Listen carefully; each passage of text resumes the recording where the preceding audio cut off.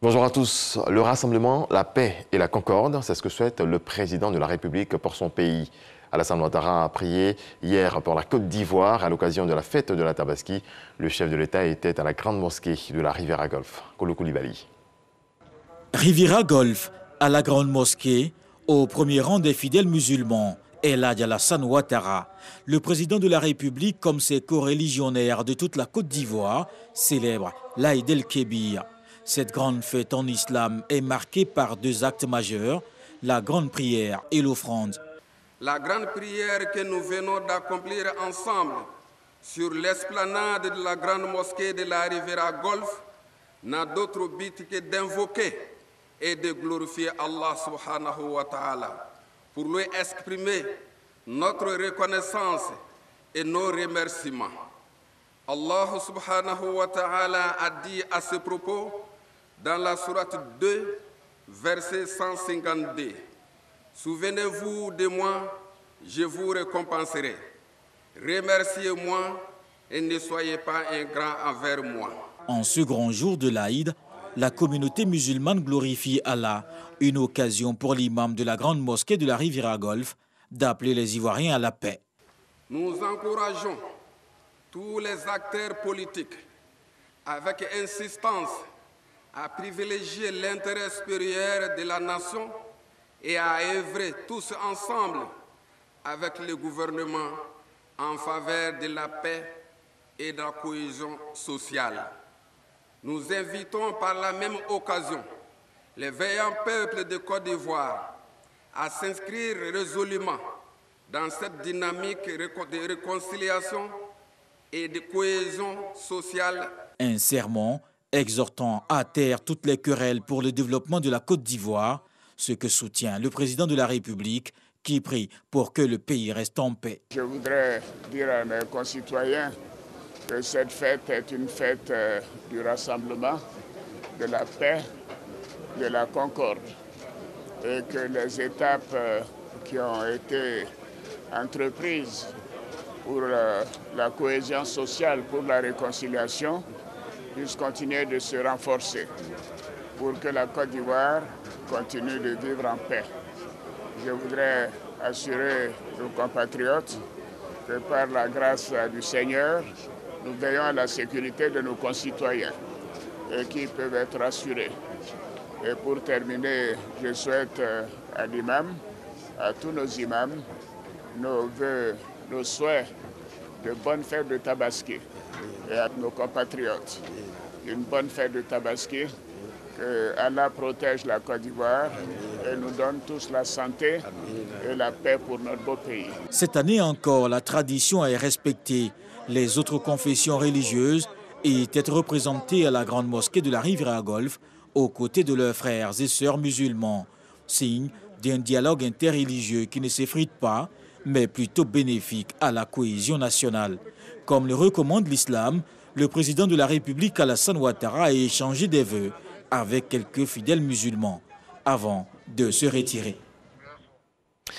Plusieurs villes de l'intérieur du pays étaient aux couleurs de la Tabaski. Prières, sacrifices et partage étaient au menu de cette journée. Regardons. C'est l'une des fêtes les plus importantes pour la communauté musulmane, fête marquant la commémoration du sacrifice d'Abraham à Dieu. La Tabaski, c'est aussi un jour de recueillement. À Yopougon donc, les fidèles ont effectué nombreux déplacements dans les différents lieux de prière. À cette occasion, le premier adjoint au maire de la commune de Yopougon était aux côtés des fidèles musulmans du Banco 2 pour sacrifier à la tradition des deux unités de prière. C'est une journée de prière aujourd'hui. Que Dieu fasse que les prières qui vont être dites par les différents imams, qui vont être dites dans les différents lieux de prière, puissent être bénéfiques à l'État de Côte d'Ivoire et surtout aussi que Yopougon puisse en profiter. Moment de prière, la Tabaski est aussi un moment de partage et de solidarité. Le ministre de l'Enseignement supérieur et de la Recherche scientifique, Adama Diawara, était à la grande mosquée de Yopougon Trois-Rouges. Au-delà de l'acte d'adoration qui constitue la Tabaski, il s'agit d'un moment de partage, d'union, de fraternité, de vivre ensemble. Symbole de soumission et de foi, l'acte d'Abraham doit inspirer les fidèles musulmans dans leur vie de tous les jours, selon Konaté, imam de la grande mosquée de Trois-Rouges. Yamoussoukro. Dans son serment, après les 2 rakats, l'imam de la grande mosquée de la paix a exhorté les fidèles musulmans à œuvrer pour la consolidation de la paix et du vivre ensemble. La paix est instaurée par le fait Félix-Boyen comme deuxième religion à tous les Ivoiriens. Donc à chaque assemblée, à chaque prière, nous parlons de la paix. Le ministre du Commerce et de l'Industrie, Souleymane Diarra-Souba, a prié avec la communauté musulmane de Yamoussoukro. C'est l'occasion pour nous de souhaiter une très bonne fête de Tabaski à toutes les populations de Yamoussoukro et également de continuer de faire des bénédictions pour tous les Ivoiriens. Et pour le premier des Ivoiriens, le président Alassane Ouattara. La célébration de la Tabaski a permis les retrouvailles des fidèles musulmans qui, depuis plus d'1 an, ne se sont pas vus du fait de la crise sanitaire à coronavirus. Mosquée Reyane de Badika, département de Niakara, jour de l'Aïd el-Kébi, les musulmans prient. El Hadj Aboubakar Traoré officie la prière. Dans son sermon, le guide religieux est revenu sur la culture de certaines valeurs, dont la paix et la cohésion sociale. Il a par ailleurs félicité l'ensemble des cadres avec à leur tête Traoré Seydou pour la mosquée flambant neuve dans laquelle cette année tous les musulmans célèbrent l'Aïd el-Kébi.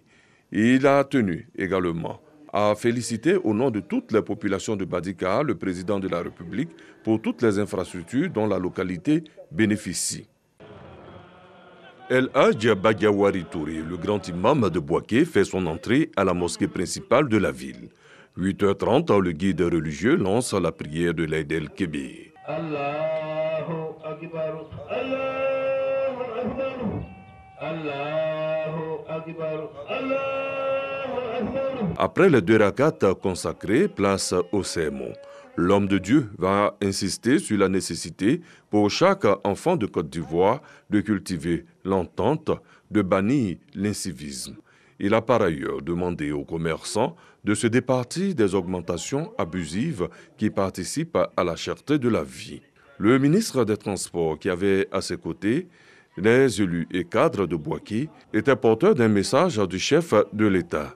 La paix en Côte d'Ivoire, la paix à Bouaké, que Dieu mette la main sur le cœur de l'ensemble des Ivoiriens pour que nous continuions de bâtir dans la paix et la stabilité notre pays.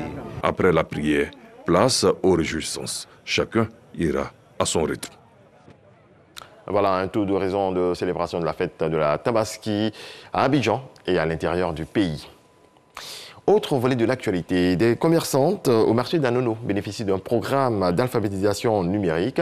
C'est une initiative de l'UNESCO en collaboration avec le gouvernement ivoirien. La sous-directrice de l'organisation est allée à la rencontre de ces femmes. Elle était accompagnée de la ministre Maria Toukone. Sephora Zigui. Tina, une 50aine d'années, commerçante depuis toute petite, ne sait ni lire ni écrire. Debout derrière son étal de gombo au marché d'Anono, cette mère de famille a perdu tout espoir de retourner sur les bancs. À mon âge, papier peut rentrer dans ma tête, mais est-ce que je peux faire?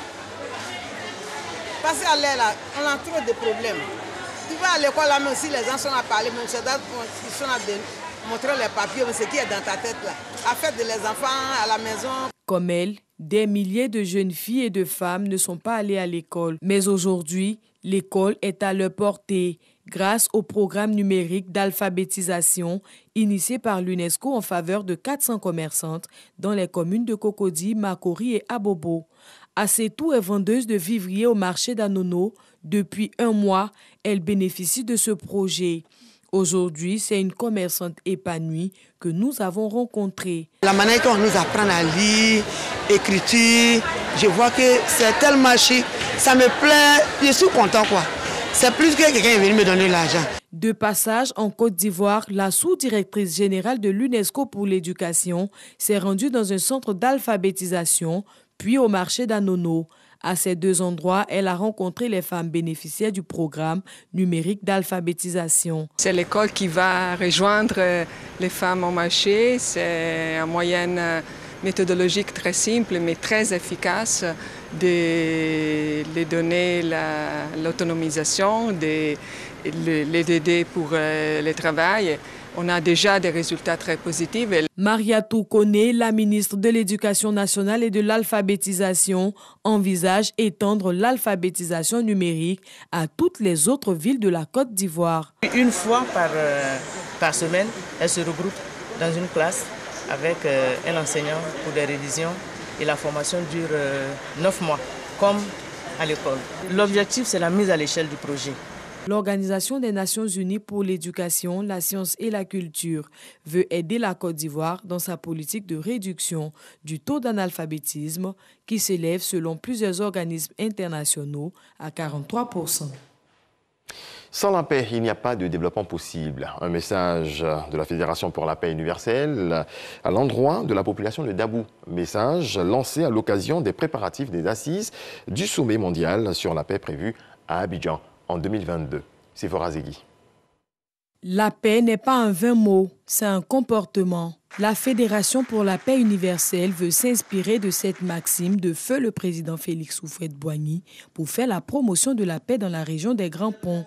C'est au siège du Conseil régional des Grands Ponts que Akasaye Lazare, président de cette association, est allé sensibiliser les femmes et les jeunes sur le rôle de la paix dans le développement local. La famille, nous disons, c'est la première école de la paix et de l'amour. Parce que l'amour aussi, il est primordial dans la paix. Sans amour, il ne faut pas rêver. Et enfin, nous disons qu'on ne fait pas la paix tout seul. Il faut coopérer. C'est un partenariat entre gouvernants-gouvernés, enseignants-enseignés, parents-enfants. Et ça s'élargit. Mais en tant qu'individu, première condition, c'est de mettre Dieu dans son cœur. Daniel Cess, le président du Conseil régional des Grands Ponts, se félicite du choix de sa région pour le lancement du premier sommet régional sur la paix.